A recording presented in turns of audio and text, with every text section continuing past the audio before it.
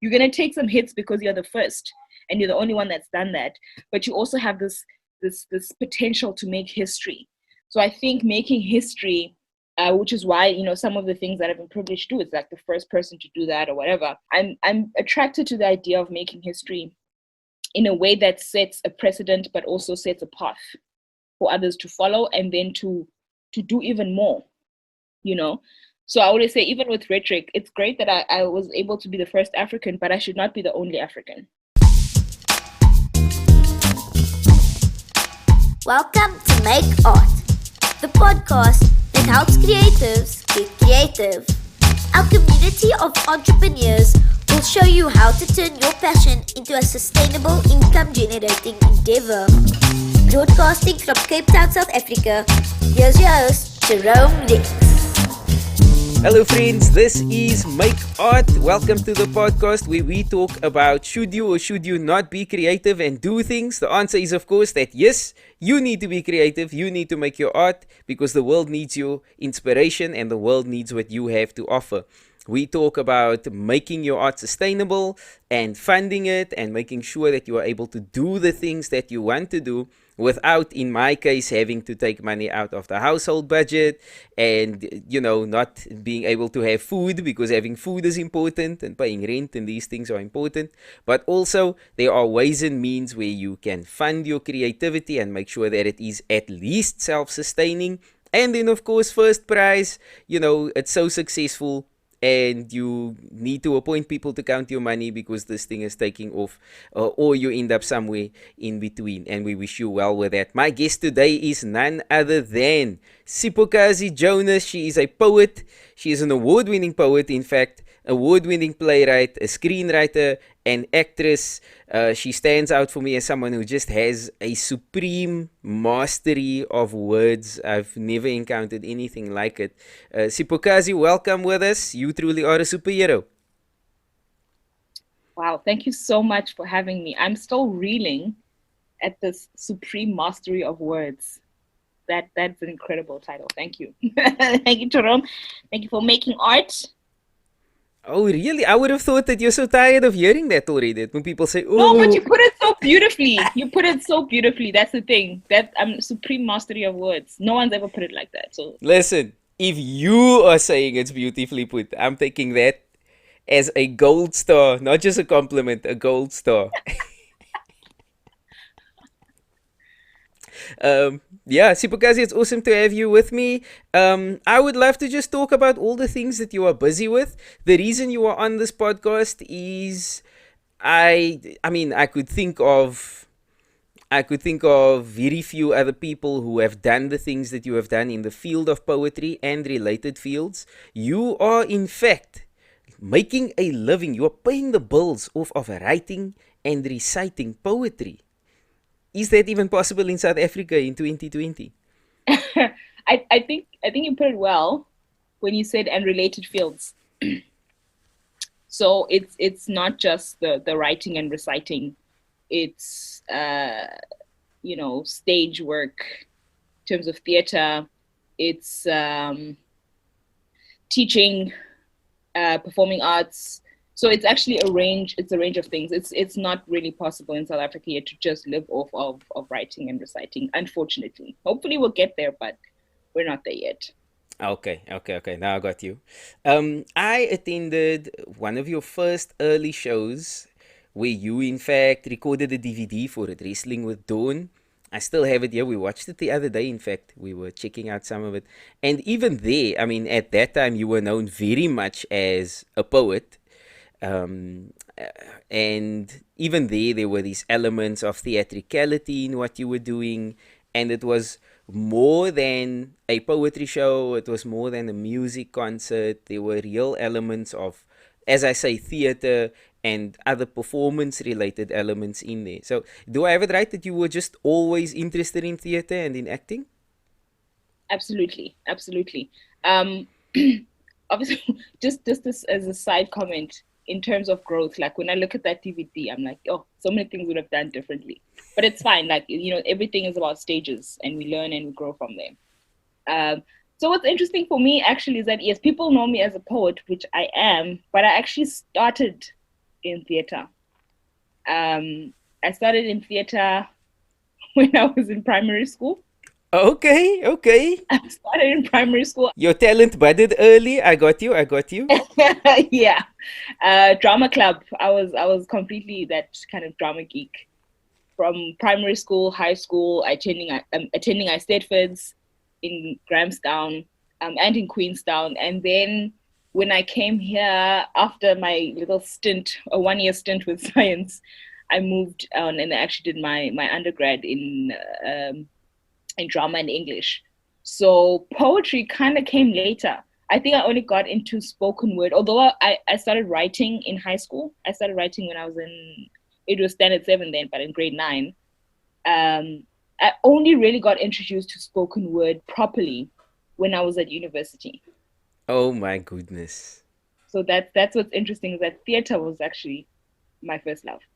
Okay, I think I'm actually gonna edit that comment out because I don't want any aspiring poets who have been crafting for like 20 and 30 years to feel like they're just wasting their time. Because you got into it at university. And look at the things you do with words, man. It's just phenomenal. It's just incredible. So I got into performance poetry in university, but I started writing in high school. Okay. Working at poetry since I was 14. Okay, I suppose that's not entirely discouraging for aspiring Oh poets. no, my goodness, no, because I was writing poetry, I was getting published in the high school anthology, I was reading poetry at church, but it's actually like the form of spoken word itself. That's the one that I only encountered because of YouTube. Yes. Yeah. Poetry's been with me for a very long time. I got you. I mean, I've been writing for like 20 years. Yeah.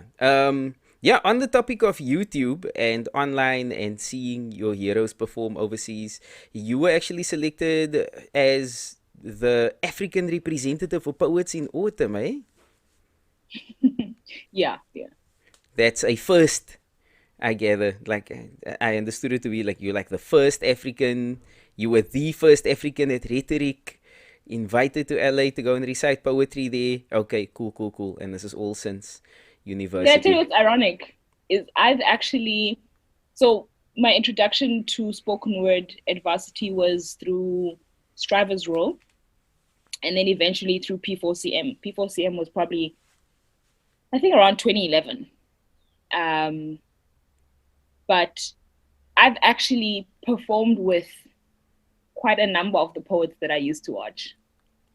Wow. To Harris, to Miles Hodges, to Jasmine Mans, and then obviously a lot of the P4CM guys. So it's actually I was writing them down the other time. Even and it's like different places. So at festivals, at Rhetoric, and here when they've been here for PIA. So it was actually interesting that there's I just don't know the exact number, but probably almost 10 of the poets that that kind of got me into spoken word, I've actually shared the stage with. Yeah, that's a wonderful privilege. That's awesome. Yeah. Dope.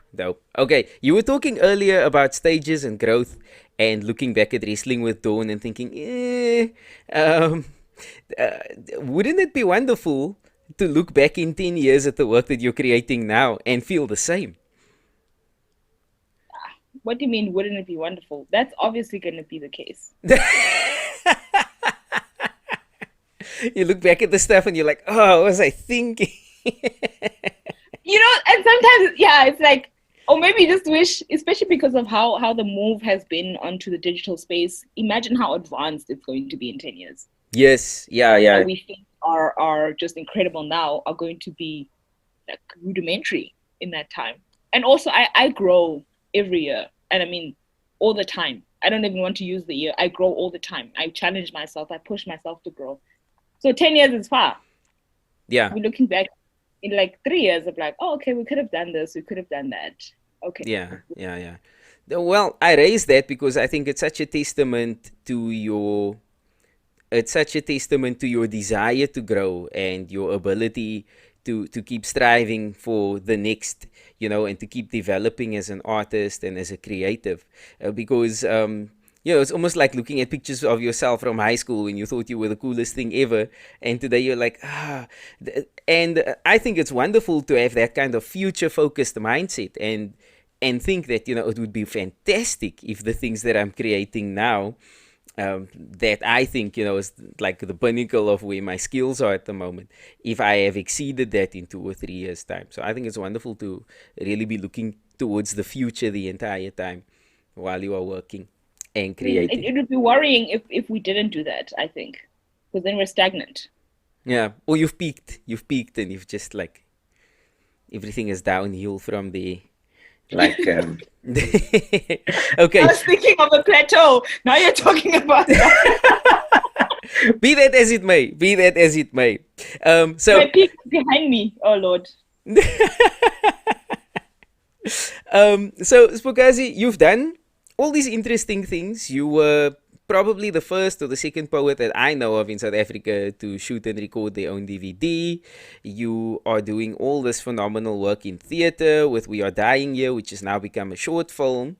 So my question really, and this is something that I wonder about when I look at people such as yourself, you know, people who are like a mutual friend of ours, Josh, he says we're like the Avengers, because everybody, we hang out together and we do coffee and this and that and the other, but every one of these creative artists such as yourself, you could like headline your own solo movie, you know, like the Siphokazi Jonas movie is coming, but for now it's the Avengers and so forth. So my question is, where do you find your inspiration and guidance? Because when I look at your career and I look at the things that you do, there's no reference really. You can't go on YouTube and find examples of the things that you're doing. You're inventing things that don't exist and breaking new ground. So where do you look to for inspiration and guidance? How do you figure that journey out? I mean, a lot of it I'm kind of making it up as I go along, to be honest. I think for me, I'm always inspired by pioneers, and so people who can look at their field and find ways of doing things better or more efficiently, or in more interesting ways. And you find those people often rise to the top of their field, even if it takes a long time. And that for me is actually not only in the arts, it's across the board, right? In different sectors, in different fields. When you see, I'm going to make an example, someone like Elon Musk, right? Our frame of reference for space travel has been NASA. Okay, the American frame of reference, because there's like different projects around the world, different countries. But for this gentleman to then come and say, all right, how can we do it differently? How can we do it better? And to actually play in that league. I mean, there's no one that can compare on an individual basis, or just a single company really that can compare to what he's done. And yet, you know what I mean? So he's competing with countries, not even competing, because they do also partner up. But to just, I remember when they sent a Tesla into space, you're like, there's no reason for that. He's just flexing. There's no other reason. I love people who flex like that, man. It's just like, because I think when it comes to some of the things that we've managed to do, it's really like, why not? The question of why not drives me a lot more than why, you know, because I just don't find a reason not to. I think the other side of it. So what I'm saying is, I'm actually inspired by individuals in their fields who do scary, unpredictable things that have not been done before. They try, they fail, they succeed. And so, I mean, another big one, Felicia, first Black broadcaster in terms of her, the Felicia Mabuza show, right? Something that you come into this new dispensation and you jump straight into the fray of like a divided country, and you come in and say, you know what, let's talk. And it's just like, you're going to take some hits because you're the first and you're the only one that's done that. But you also have this potential to make history. So I think making history, which is why, you know, some of the things that I've been privileged to do, it's like the first person to do that or whatever, is I'm attracted to the idea of making history in a way that sets a precedent, but also sets a path for others to follow, and then to do even more, you know. So I always say, even with rhetoric, it's great that I was able to be the first African, but I should not be the only African. Yeah. There's a door now. There's a door that's been The opened. door's been opened now, yeah.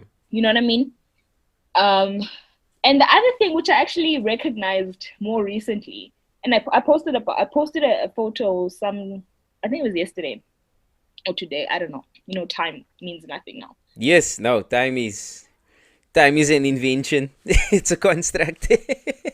It really is. We've been feeling it this year. Like, we knew it, like, theoretically, but Yeah. practically. But now we know. Now we know. What about wardrobe? What about clothes? Like, clothes are an like, yeah. Why do you need all these outfits? Why do I need? I've got my pajamas are just fine. You know, they work during the day, they work at night. A completely acceptable item of clothing until you have to leave the house. So the other thing so what I posted was how in 2007, when I graduated, because I was on the path to academia, because that's what I was actually interested in. Like, this is a safe path. The conversation I've had with my parents, like, if you go into the arts, you're not going to make a living. So let's not do that. And I agreed with them. But the calling was just, just hibernating, chilling. And I remember sitting in my graduation, 2007, and I had a praise poet. And I even said in that post, I was so jealous, guys. I was like, I felt like I should be there. But like, I'm sitting here, so you can imagine I'm sitting here in this chair in the hall, right? As one of the graduates.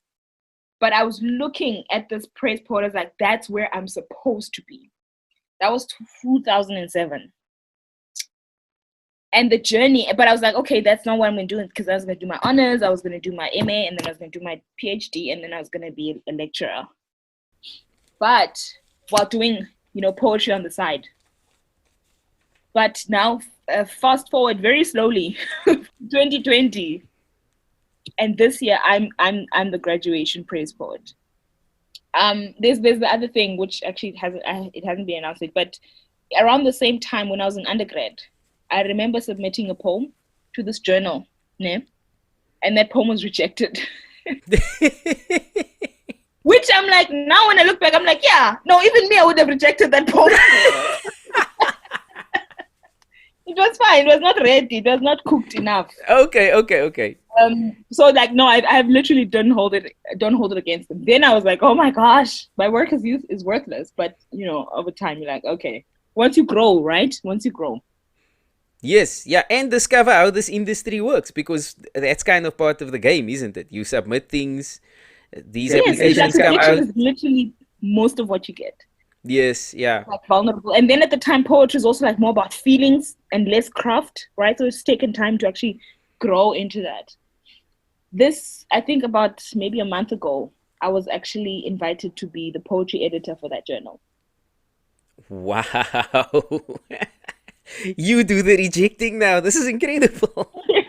Now can be the one, but also the accepting, right? So for me, yes, also the accepting, importantly. Those two journeys for me have been very, very pivotal in understanding that I was kind of functioning out of a place of fear for a very long time, right? And uncertainty about the possibility of making a living as an artist, and rightly so, right? Because we know the situation is in South Africa. It's not easy, but I feel like sometimes I'm making up for those years. The years of being too fearful, of not taking risks, of not trying. So it's like this thing, because there's two things. I think there's two things. There's the pulling function. That's the calling, right? It's like a hook. It's if you think about the different ways in which you can tow a car, it's that tow bar in front, and it's pulling me. And that calling will always be there, right? But there's also this pushing force behind me that says, go for it. Don't. I'm almost like more afraid of being afraid. Yeah. This stage in life. So there's just nothing that, unless God is like, okay, no, we're not doing that. But there's just nothing. There's nothing that I don't believe I can. What? I don't believe that there's anything I can't achieve within this field. Yeah. Like truly. And that is actually, so there's something about the past and the fear, and also, sometimes coming from like a small town can limit your capacity of being able to dream. So it had to take a bit of time to be exposed to possibility, to realize, oh wait, this can be for me as well. Because it always feels like those things are for other people. They are for people who've grown up in the big cities, or people who have money, or people who have this.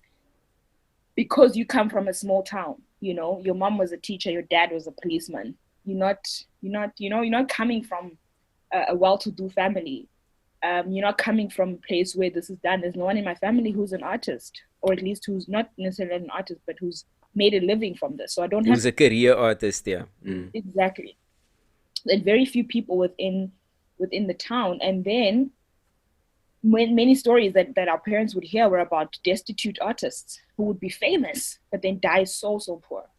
So having that background, and then being exposed to more, in having lived in Cape Town and then starting to travel, it was just like, I feel like there's time that's been wasted, but I'm just making up for it. Yeah, you're redeeming the time. You're winning it back. Yes. Sure. That is an incredible story. That's a really powerful story. I was actually listening to a webinar just today where somebody was talking about, it was about creativity, and it was about basically how one can expand your creative enterprise and, earn the big bucks, so to speak, just become more successful, man, so that you don't struggle necessarily to do the things that you want to do. And this guy said exactly what you're saying now. He said one of the limiting factors is what you believe about yourself. If you don't believe that you are able to do that, if you don't believe that you are worth that, then you're never going to be able to break into those kind of the big label artist kind of numbers in terms of streams and in terms of following and all that kind of thing. It reminds me of something, again, if I may quote Dadu John Khan. He said that he was speaking to someone who spent his life working in community theater, and he was just never making it beyond that. And he was saying to him, how do I do it? How do I do what you've done? Like, the first thing you need to do is get out of this environment, get out of this track that you're on. Because it's like, if you're just doing community theater, but you want to be doing like national and broad, you're never going to get it from where you are. So you need to get, like, I guess I'll come back to the example of the train. You need to get off this train back on the station and get on the right train. Mentality, and I don't want to say that, I don't want to be like a kind of laissez-faire. I'm not saying mentality will just lift you out of your situation, because excuse me, I mean, like, there are systematic issues at play, right, that are much bigger than mentality. So there's help and support that's needed on a systematic level. But what I'm saying is there's a change in thinking about possibility that's important. So you can give someone all of the help that they need, but if the mentality hasn't caught up to the fact that they deserve and that they can go for it and that this could happen for them, if you're functioning from a place of scarcity versus abundance, I guess, if I can put that, and I know we often that's spoken about in terms of money, but I think creativity is you know what I mean? Like, are you functioning from a place of scarcity or abundance? And I think that was the shift for me, because I was afraid that all I can ever do is perform at church, minister at church, be a supporting act at like Ob's Cafe and some concert, and that's it. That was really what I thought I would be doing. Okay, that's where you saw the potential at the time. Exactly. You just think, oh, maybe a big concert is you might end up, but that changed, and that resulted in me like, okay, you know what? Even within what's existing, I actually want to do my own work, and that's perhaps been the hardest part. Like, the slog has been actually creating our own work, because I believe in ownership, right? And then that takes a while to build an audience for that, to build the following, and then for people to buy into the vision, which is why we would move from You remember the house concert in Girls River? Yes, yes. Yeah, it was amazing.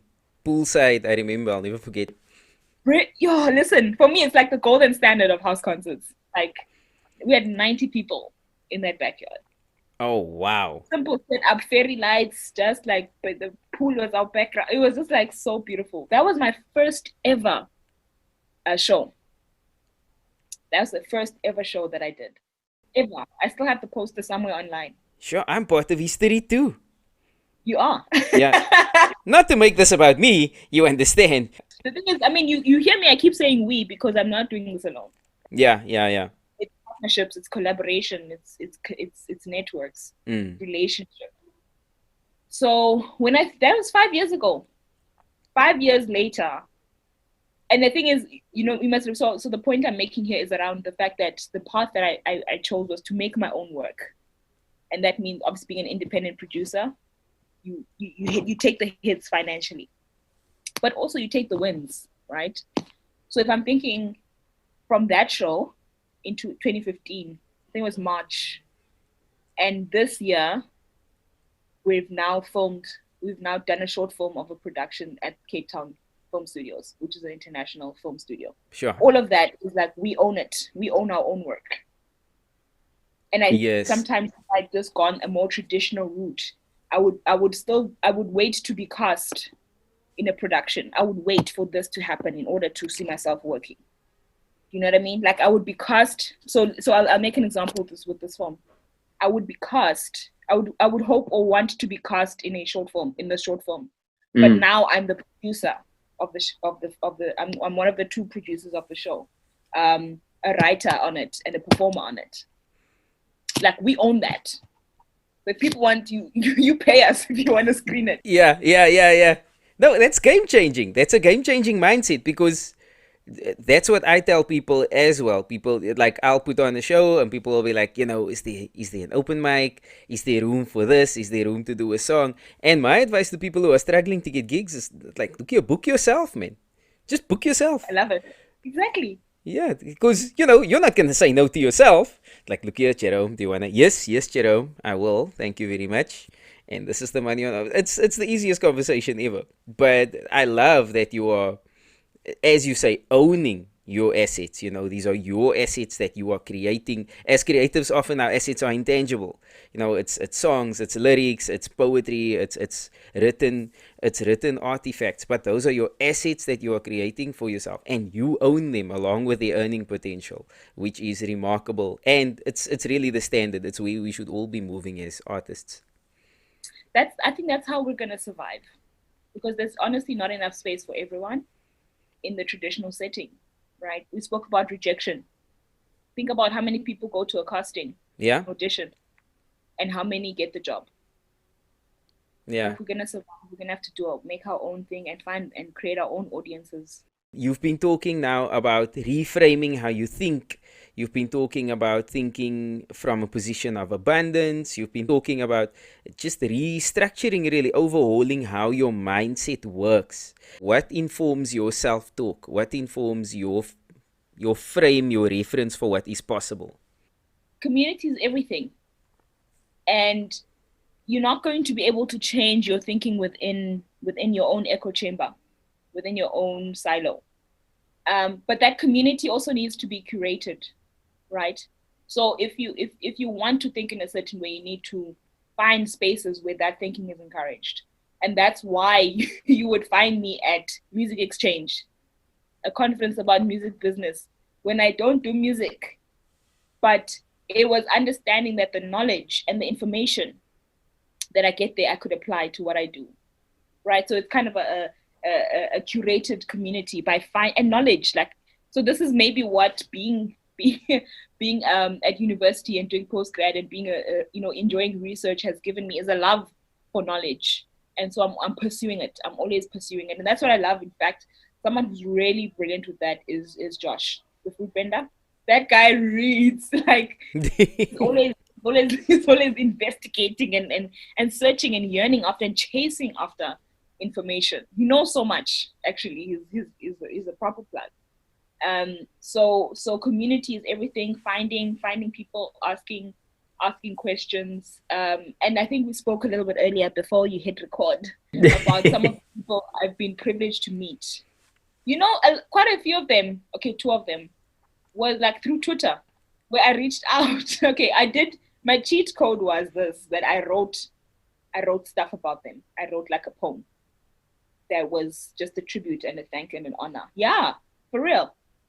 And then like starting to tag them in some of my stuff that I was posting and just having conversation. And literally it's like we're now on WhatsApp. So it was like, and because I remember, for example, Mom Felicia, like I've got her books, reading about her, finding like, because you're like, okay, how does this person do this? How do you get to where you are? And it's chasing after the knowledge, because that's clearly someone who's doing the things you want to do, or who's thinking in the ways that you want to think. And she always speaks about be close to the people that you admire. Get close to them. Okay. I got you. Yeah. Well, what's beautiful about that is that your interaction with him didn't spring from a place of need. It's again this thing about abundance and having a mindset of abundance. It was first, I'm honoring you, I'm recognizing you, and then over I time. first gave them something, you know what I mean? Yes. It was actually like, but it was like genuine. It was genuine thinking, wow, you've had an impact on my life that you didn't even know about. Let me thank you for just thank you, and not like, hey, can you hit? So this is the thing. And I think it's also informed how I've even interacted with people. Because you always have someone who's like, hey, can you mentor me? Hey, can you? Yes. I'm have an open mic. Can I come on your stage? Or you're like, you've never even attended one of the shows. I've never seen you buy a ticket, but you are ready for open mic. And I think that that's like and we all started from a stage of wanting every possible stage, every possible opportunity to share what we have. But it's like, you also have to kind of give something. You have to show that there's work that you'll be putting in, to participate, to be, part of this thing that we're trying to build in terms of our industries, right? To be part of that work and not just take from, like, we have to contribute, I believe, to the growth of our own industries. I don't know how to put it, like, but sometimes it's just... No, that's well said. That's very well put. I don't think you can put it better than that, because it is about giving. It's about contributing. Because I also used to be in people's inboxes. At the time, it was inboxes, not DMs. When I see there's a show, then don't laugh. Showing your age there. Yeah, a little bit. But I mean, so I would see a show, and then who's the organizer, and then I'm inboxing this individual. But at the same time, I'm there, I'm at the show, whether I'm on the open mic or not, or even if I am booked for the open mic, I'll be there all night and I'll support the other acts. You're there to give, man. You're there to contribute to the atmosphere of the show. And something that rankles me, I mean, I curate a live performance event, a monthly live performance event, and something that really gets under my skin is when somebody shows up. They've taken 3 other bookings for the day, so they come to you before the show and they're like, look here, when are we on? Can we be on early, because we need to be somewhere at 6? And then they do their thing and then they're out, and it's, for me, such a disregard for the other artists and such a disrespect to the audience and the other people who are performing, because you didn't come to give, man. You came to take. And here's the thing, like, and yet you expect to receive, right? Yeah. As artists, we need to be our first audiences. We need to be the first audience should be the artist in support of each other. Yes. Okay. I didn't get that the first time you said it. I'm glad you... Okay. Now, hey, like, if there's no one, if the public is not coming, if I have a show, it should be full of other poets. Yes. Yeah. It should be full of other artists. In fact, not just poets. And when someone else has a show, I should be there. If I can't be there, maybe I can just buy a ticket. Just to, do you understand? Like, the support that we desire from our audiences really, really has to come from us. Like, I try. This is one thing I try, because obviously time is limited, but it's to be as supportive as possible. Sometimes that just means retweeting. When someone has a poster, share it. Like, it doesn't take a lot to elevate each other. So I push people to see, like, oh, you know what? Even if I'm not going to, I don't have to be performing at the show for me to talk about it. Yes. Yeah. No, that's beautiful. And another motivator for me is, like, people who follow Twitter, man. Like I remember a friend of mine once. We were in conversation, and I was like, this artist is with this label now, and then he was like, oh, okay, that's why they're sharing his stuff, because they they don't normally share and comment on people who aren't affiliated with him. And when I heard him say that, I made a conscious decision. I remember to not be that guy, man. Not be this guy who just shares things for people. Yes, that have to do with your brand and that have to do with your affiliations. If you think art is good, then share that. It's not going to cost you anything. Just plug the people, man. Because you also. So one big thing I believe in, which is how I started really valuing collaboration, is actually crossing audiences, right?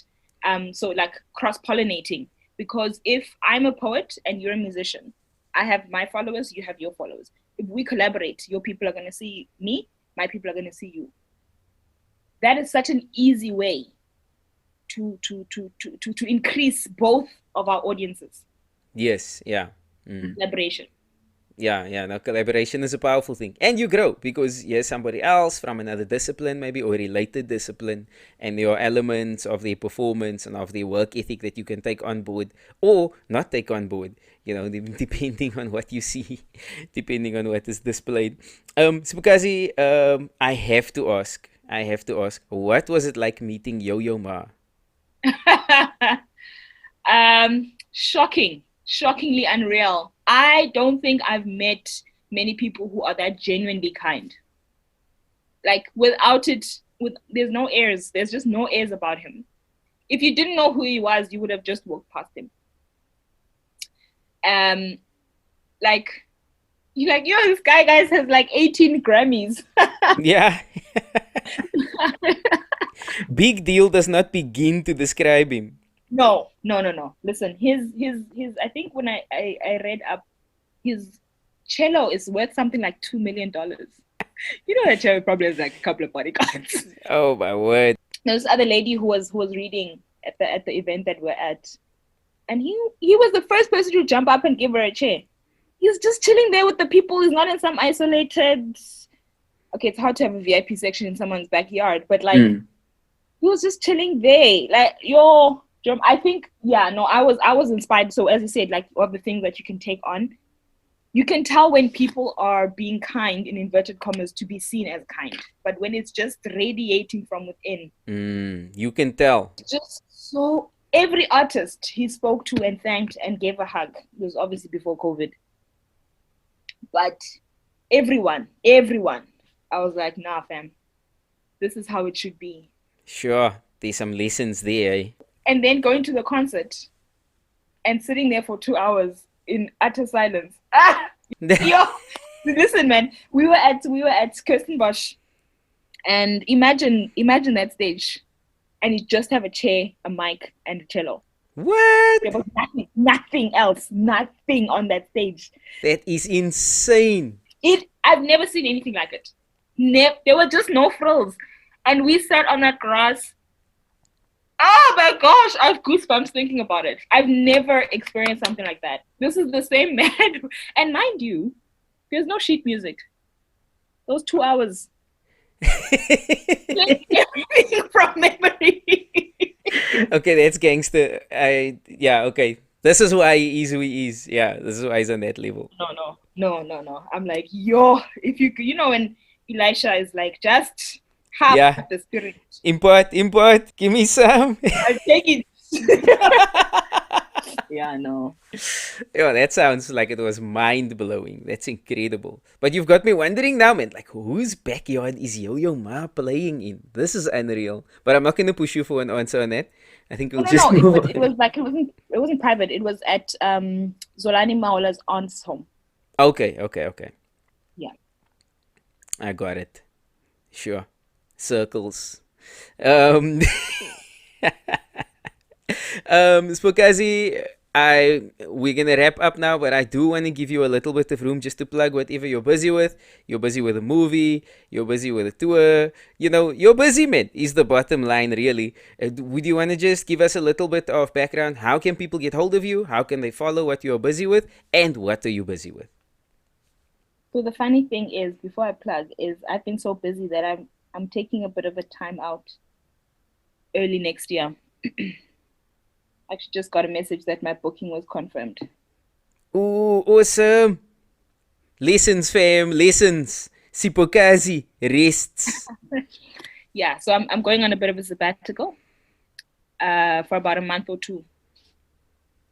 I need it, and it's like, so remember that as I told the conversation that I had about refiguring out everything actually needs me to take time out. Yeah, I got you.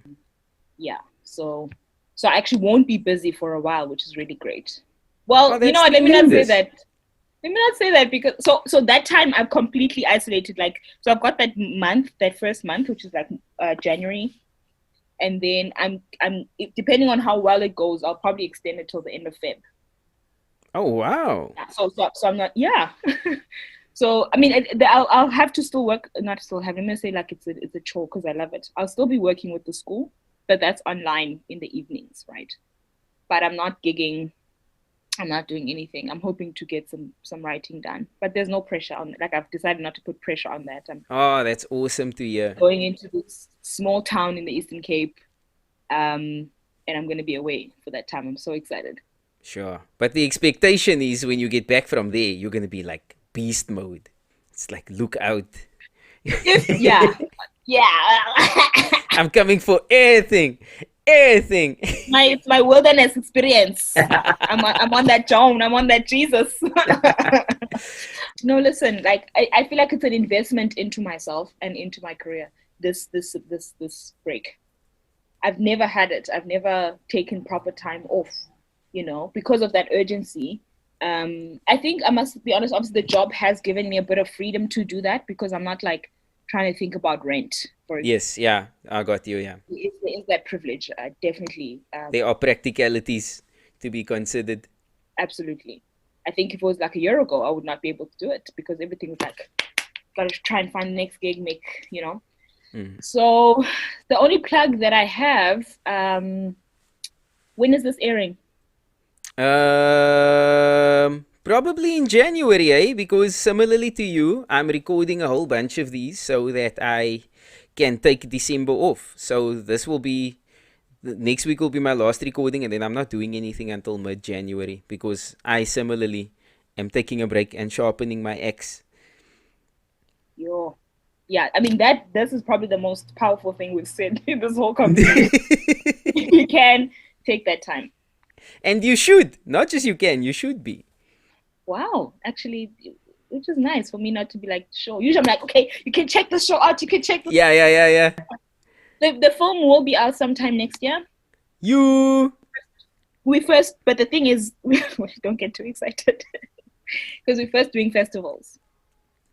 So applying for festivals right now. So hopefully, if we do get into some, like people would be able to watch it there. We won't be streaming it ourselves just yet. But yeah, doing some festivals. At some point, you know, the live, would definitely love to do the live performance of We Are Dying Here, but it might only be when I'm on my, because like I said, because I work for an American school, they have the summer holidays, which is 2 months, so that's like July and August. Oh, tremendous! That's when I'll actually have 2 full months off of work. Yeah, I think it's actually hard to plug anything more than that because I don't know what I'm going to emerge with from my sabbatical. No, I actually think that's plenty. I don't think there are many people who can talk about an upcoming short film and festivals and the like. But all the best with that, really. And I have every confidence in the material, but I'm really trusting that you get the right distribution, that you get the right opportunities, that, you know, that all those things come from the festival circuit. But yeah, I'm looking forward to celebrating those wins with you. I think it's going to be awesome. Thank you so much. Siphokazi, I'm going to release you now to eat your takeaways that are no doubt cold by now. Please have a wonderful evening, and thank you so much for spending time with me. It was dope talking to you. Me too. It was very, very good to catch up.